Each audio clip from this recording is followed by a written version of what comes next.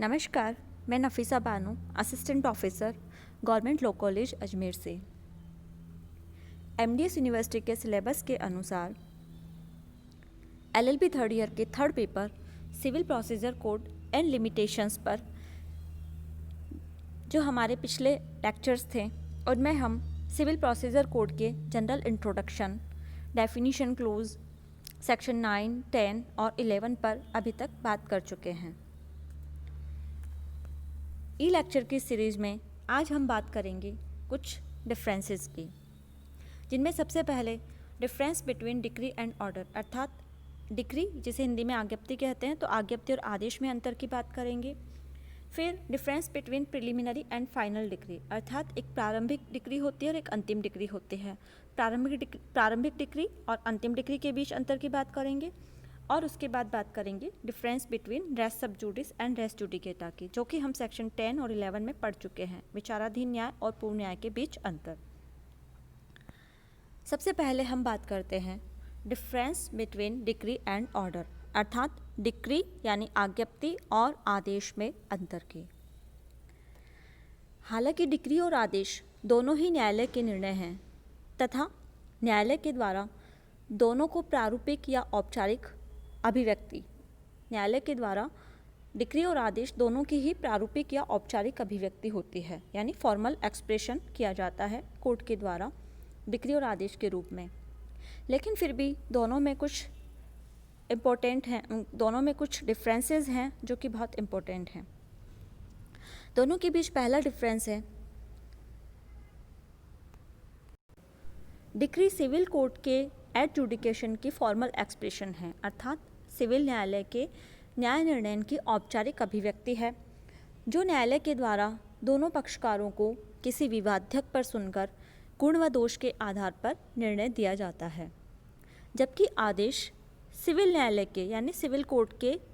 Judgement की, decision की formal expression है, जिसमें न्यायालय के द्वारा ऐसा निर्णय भी हो सकता है जो कि न्यायालय ने स्वतः ही, मतलब स्यू मोटो ही, बिना पार्टीज़ को, बिना पक्षकारों को सुने घोषित किया हो। दोनों के बीच दूसरा अंतर है, डिक्री के लिए कोर्ट में एक प्लांट का प्रस्तुत किया जाना, यानी एक वाद पत्र का संस्थित किया जाना आवश्यक है, अर्थात बिना वाद के डिक्री पारित नहीं की जा सकती। जबकि आदेश किसी वाद में दिया जा सकता है और नहीं भी, अर्थात आदेश के लिए न्यायालय में वाद पत्र प्रस्तुत करना आवश्यक नहीं है। आदेश किसी आवेदन पत्र पर भी दिया जा सकता है। दोनों के बीच तीसरा अंतर है, डिक्री में वाद में विवादग्रस्त विषयों में सब या किन्हीं के संबंध में पक्षकारों के सारपूर्ण अधिकारों का निर्धारण किया जाता है, जबकि आदेश में पक्षकारों के प्रक्रिया संबंधी अधिकारों का निर्धारण किया जाता है। दोनों के बीच चौथा अंतर है, डिक्री में पक्षकारों के अधिकारों का अंतिम रूप से निर्धारण किया जाता है, जबकि आदेश में अंतिम रूप से निर्धारण किया भी जा सकता है अथवा नहीं भी। दोनों के बीच पांचवा अंतर है, डिक्री प्रारंभिक और अंतिम, अर्थात प्रिलिमिनरी और फाइनल दो प्रकार की होती है तथा सामान्यतया किसी वाद में अधिक से अधिक ये दो प्रकार की ही डिक्री पारित की जा सकती है, जबकि आदेश का ऐसा कोई भी प्रकार नहीं है। किंतु किसी वाद की कार्यवाही में कोर्ट कितने भी आदेश पारित कर सकता है, आदेशों की कोई संख्या निश्चित नहीं है। सीपीसी की सेक्शन 96 के अनुसार दोनों के डिक्री और आदेश के बीच सिक्स्थ डिफरेंस है, सीपीसी की सेक्शन 96 के अनुसार डिक्री अपीलेबल होती है, बशर्ते कि उसे एक्सप्रेसली बार्ड नहीं किया गया हो, अर्थात अभिव्यक्त रूप से जहां वर्जित है उसके सिवाय जो डिक्री होती है वो सेक्शन 96 के अनुसार अपील योग्य होती है। जबकि सामान्यतया जो आदेश होता है वह अपील योग्य नहीं होता, बशर्ते कि अभिव्यक्त रूप से सेक्शन 104 यानी सिविल प्रोसीजर कोड की धारा 104 एवं आदेश 43 में उल्लेखित नहीं हो, यानी केवल सेक्शन 104 में या फिर आदेश 43 में जिन आदेशों की बात की गई है या जिन आदेशों को उल्लेखित किया गया है, केवल वे ही ऑर्डर अपील योग्य होते हैं, अन्यथा आदेश अपील योग्य नहीं होते। डिक्री और आदेश के बीच सेवंथ डिफरेंस, सातवां अंतर यह है कि सीपीसी की सेक्शन 100 के अनुसार विधि के सारपूर्ण प्रश्न पर डिक्री की सेकंड अपील हाईकोर्ट में की जा सकती है, जबकि आदेश के विरुद्ध सेकंड अपील नहीं की जा सकती। अब हम बात करेंगे difference between preliminary and final decree की, प्रारंभिक और अंतिम डिक्री के बीच अंतर की। दोनों के बीच, प्रारंभिक और अंतिम डिक्री के बीच पहला अंतर है, एक प्रारंभिक डिक्री में यह अभिनिश्चित किया जाता है कि क्या किया जाना है, जबकि अंतिम डिक्री में उस परिणाम का उल्लेख होता है जो कि प्रारंभिक डिक्री द्वारा प्राप्त किया गया होता है। दूसरा अंतर है, प्रारंभिक डिक्री पक्षकारों के अधिकारों की घोषणा करती है, जबकि अंतिम डिक्री प्रारंभिक डिक्री के द्वारा पक्षकारों के घोषित अधिकारों की पूर्ति करवाती है। अर्थात प्रारंभिक डिक्री के द्वारा जिन अधिकारों की घोषणा की गई है उन्हीं के अनुसार संपत्ति का विभाजन अंतिम डिक्री के द्वारा किया जाता है। दोनों के बीच तीसरा अंतर है, प्रारंभिक डिक्री का कार्य पक्षकारों के अधिकारों की घोषणा करना होता है, जबकि अंतिम डिक्री का कार्य इन घोषित अधिकारों का पालन करवाना होता है। दोनों के बीच फोर्थ डिफरेंस है, प्रारंभिक डिक्री अंतिम डिक्री पर निर्भर नहीं करती। अर्थात जहां प्रारंभिक डिक्री समाप्त हो जाती है तो अंतिम डिक्री स्वतः ही समाप्त हो जाती है, जबकि अंतिम डिक्री प्रारंभिक डिक्री पर निर्भर करती है। यदि अंतिम डिक्री अपास कर दी जाती है, यानी उसे सेट असाइड कर दिया जाता है या अपील में वह गिर जाती है, तो ऐसी कंडीशन में इसका प्रारंभिक डिक्री पर कोई भी प्रभाव नहीं पड़ता। दोनों के बीच फिफ्थ डिफरेंस है, यानी पांचवा अंतर है कि यदि प्रारंभिक डिक्री की अपील नहीं की जाती है तो इसे अंतिम डिक्री की अपील में चुनौती नहीं दी जा सकती, और प्रारंभिक डिक्री के द्वारा निर्णीत अधिकार अंतिम होते हैं एवं निश्चायक होते हैं। यानी प्रारंभिक एवं अंतिम डिक्री की अपील पृथक पृथक की जा सकती है। अब हम बात करेंगे डिफरेंस बिटवीन रेस सब जुडिस एंड रेस जुडिकेटा की, अर्थात विचाराधीन न्याय एवं प्रांग न्याय की। विचाराधीन न्याय जो कि हमने, यानी लंबित न्याय जो कि हमने सेक्शन 10 में पढ़ा, और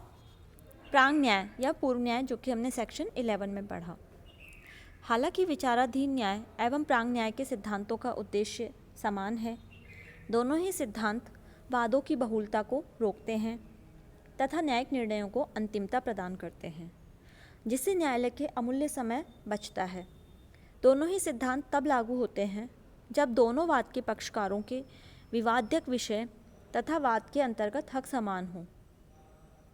किंतु इन समानताओं के होते हुए भी इन दोनों सिद्धांतों में कुछ अंतर है। पहला सिद्धांत पूर्ववर्ती वाद के विचाराधीन होने पर तथा दूसरा सिद्धांत प्रथम वाद के निर्णीत होने पर लागू होता है। इन दोनों के बीच के कुछ अंतर हैं जिनको पॉइंट वाइज हम देखते हैं। दोनों के बीच पहला अंतर है, विचाराधीन न्याय का सिद्धांत का संबंध ऐसे मामलों से होता है जो किसी वाद में न्यायिक जांच और विचारण के अधीन लंबित है और उस पर न्यायालय के द्वारा निर्णय दिया जाना अभी बाकी है, जबकि प्रांग न्याय का सिद्धांत ऐसे मामलों से संबंधित है जिस पर न्यायालय का पहले से ही निर्णय हो चुका है। विचाराधीन न्याय और प्रांग न्याय के बीच दूसरा अंतर है, विचाराधीन न्याय पश्चातवर्ती वाद यानी कि जो सब्सिक्वेंट सूट है की कार्यवाही को स्थगित करके उसके विचारण को रोकता है, जबकि प्रांग न्याय यानी रेस जुडिकेटा उस सब्सिक्वेंट वाद का पूर्णतः या फिर उसमें उठाए गए किसी विवादक के विचारण को रोकता है। विचाराधीन न्याय और प्रांग न्याय दोनों के बीच तीसरा अंतर है कि विचाराधीन न्याय रेस सब जुडिस का उद्देश्य है दो समवर्ती क्षेत्राधिकार रखने वाले न्यायालय को दो समानांतर वादों का साथ साथ विचारण करने और न्याय निर्णय करने से रोकना, जबकि प्रांग न्याय का उद्देश्य यानी रेस जुडिकेटा का जो उद्देश्य है वह मुकदमेबाजी का अंत करना एवं किसी व्यक्ति को एक ही वाद हेतु पर यानी एक ही कॉज ऑफ एक्शन पर दोबारा परेशान नहीं करना। दोनों के बीच फोर्थ डिफरेंस है, विचाराधीन न्याय में पूर्ववर्ती वाद से तात्पर्य उस वाद से है, पूर्ववर्ती वाद यानी जो फॉर्मर सूट है, से तात्पर्य पूर्ववर्ती वाद से तात्पर्य उस वाद से है जो कि समय के संदर्भ में पहले संस्थित किया गया, जबकि प्रांग न्याय में पूर्ववर्ती वाद से तात्पर्य उस वाद से है जिसका निर्णय पहले हो चुका हो, चाहे ऐसे वाद का संस्थान पश्चातवर्ती वाद के संस्थान के बाद किया गया हो। यानी ऐसा निर्णय जो पहले ऐसा वाद जिसका निर्णय पहले हो चुका है, चाहे भले ही वो पश्चातवर्ती वाद के बाद में इंस्टीट्यूट किया गया हो। और फिफ्थ डिफरेंस है रेस सब जुडिस और रेस जुडिकेटा के बीच। विचाराधीन न्याय के सिद्धांत की प्रकृति हालांकि आज्ञापक है, लेकिन फिर भी इसका उल्लंघन कर दिया जाता है तो इसे केवल प्रक्रियात्मक दोष मानते हैं तथा निर्णय के साथ ही दूसरा वाद प्रांग न्याय यानी रेस जुडिकेटा के सिद्धांत के आधार पर रोक दिया जाता है, जबकि प्रांग न्याय यानी रेस जुडिकेटा के सिद्धांत की प्रकृति जो है वह आज्ञापक है और इसके उल्लंघन के परिणाम स्वरूप जो डिक्री पारित की जाती है उसका निष्पादन नहीं किया जा सकता। लेकिन पक्षकार चाहें तो इस रेस जुडिकेटा के तर्क को वेव कर सकते हैं, अर्थात इसका अधित्यजन कर सकते हैं। Thank you.